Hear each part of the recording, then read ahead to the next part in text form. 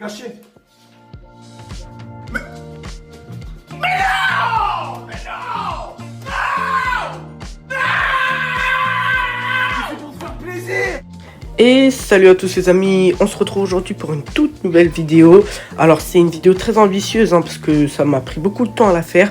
Du coup j'aimerais vraiment que vous vous abonnez et que vous likez. Alors commençons. Je sais qu'il y a beaucoup de gens qui ont fait cette vidéo, Xbox versus PlayStation. Mais là j'aimerais plus parler de pourquoi Xbox a devancé PlayStation. Alors depuis très longtemps Xbox se fait écraser par PlayStation depuis l'époque de la Xbox One versus PS4, où la PS4 s'est largement mieux vendue avec beaucoup plus de jeux. Mais vers la fin de la Xbox One, Xbox s'est totalement réveillé en sortant à la fin le Game Pass, évidemment. On en reparlera juste après. Et du coup ils ont racheté depuis je crois 2018, ils ont commencé à racheter beaucoup de studios. Je crois que c'est plus de 10 studios depuis 2018. Ils ont racheté Ninja Theory, enfin bref, beaucoup de studios. Et surtout ils ont racheté Bethesda et Activision, qui n'est pas encore validé, mais ils ont quand même racheté quand même. C'est des malades. Et justement, à cause de ça, bon c'est pas que grâce à ça, mais voilà, en fait c'est PlayStation qui a peur. Donc là, ils sont en train de se dire, oula, attends, là il a racheté des trucs quand même. On a un peu peur de perdre certains jeux. Et aussi, Xbox a réussi à, on va dire, inventer un sorte de Netflix du jeu vidéo que PlayStation ne peut pas refaire avec son PS Now. C'est évidemment le Game Pass. Et le Game Pass, il est incroyablement bien garni de jeux AAA. C'est pas seulement des jeux indés tout claqués là, les vieux jeux que tu connais là.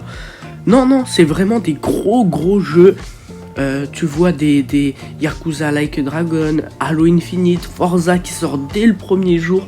Et c'est juste une masterclass. En gros, si tu t'abonnes à ce service, t'as pratiquement tous les jeux AAA qui sont sortis. Et c'est magnifiquement magnifique.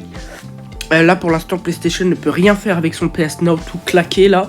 Alors aussi, parlons des consoles. Déjà, la Xbox Series X est un chouïa plus puissante que la PS5.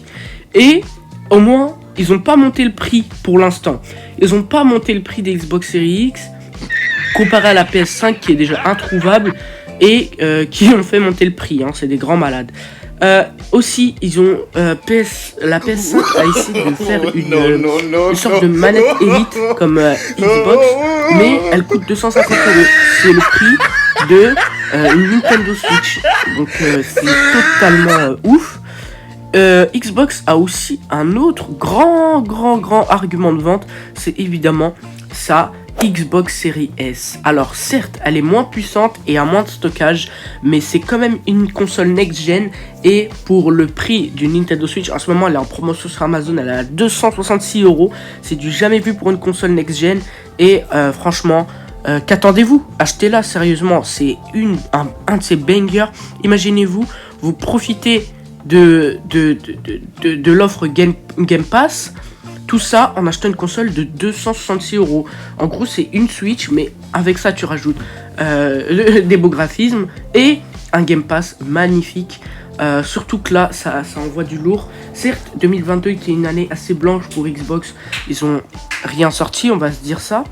Mais ils ont quand même fait l'effort de travailler sur leur studio pour sortir plein de jeux en 2023, comme Starfield, Redfall, que beaucoup de gens attendent, Forza Motorsport qui est évidemment très attendu, et moi aussi je les attends avec impatience.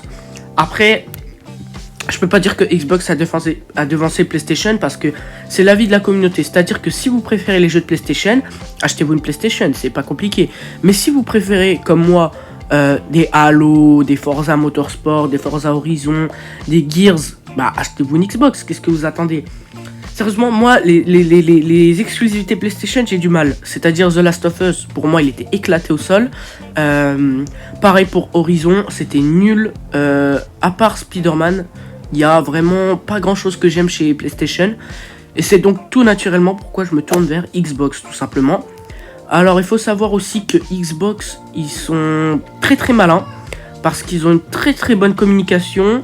Ils sont vraiment à jour dans leur bail et tout ça. Et franchement, ils ont de quoi tenir sur les prochaines années face à la concurrence.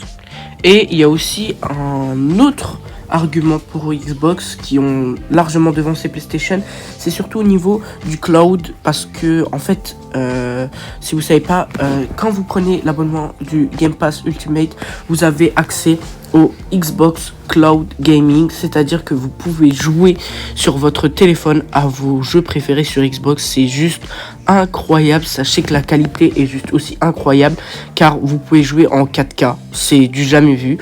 Donc il y a plein d'autres services de cloud comme Google Stadia ou quelque chose comme ça, mais je pense que c'est largement Xbox qui domine. Et là PlayStation, c'est même pas la peine d'en parler, puisque PlayStation est juste totalement inexistant sur ce marché. Donc c'est largement avantageux pour Xbox, sachant qu'ils ont bien pris les devants. C'est pour ça que je pense que dans cette guerre des consoles, je pense que ça risque d'être très serré, et même envisager une victoire pour Xbox qui serait vraiment bien méritée, parce qu'ils se sont vraiment bien rattrapés. Franchement, la Xbox One était pas ouf, mais ils ont réussi à réinventer la sauce et à faire juste un truc magnifique, même s'ils ont dû dépenser beaucoup d'argent, c'est vrai, 68 milliards de dollars pour acheter Activision. C'est encore une fois, c'est du jamais vu, il n'y a que Microsoft pour faire ça.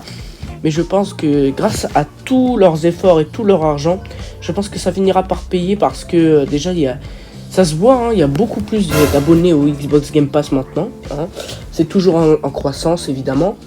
Et évidemment les jeux les exclusivités. Avant on disait que Xbox n'avait pas d'exclusivité, ils étaient pas si ouf que ça, ils n'avaient pas vraiment de jeu, PlayStation largement mieux.